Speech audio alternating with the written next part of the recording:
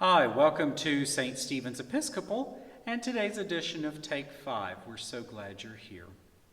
We are coming up on the Memorial Day weekend here at the end of May, and I wanted to take the opportunity to reflect back on those who have served our country and died in that service, and those who have served their country and died later on.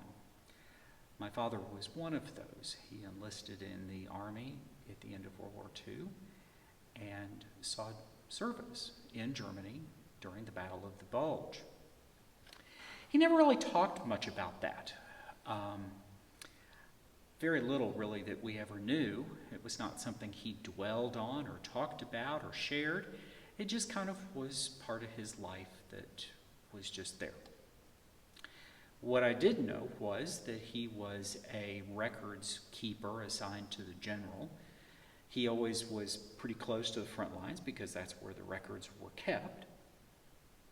And it was his responsibility to fill out the paperwork to accompany soldiers who would be injured or wounded or killed in the battles, and then taken behind the lines and then back over to England for processing and eventually returning to the States. About the only other thing that we knew was that he went over to Europe on the French line's Ile-de-France, and he came back on the Queen Mary, and he was proud to report that he did not get seasick either time.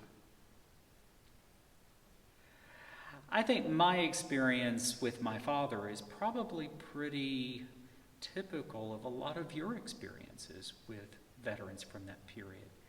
Just didn't talk a lot about it. And unfortunately, time is quickly bringing to an end our opportunity to learn more from those people with those individual memories of that experience. My half-brother, I think that's what it is. We have the same mother. His father was wounded in the Battle of the Bulge.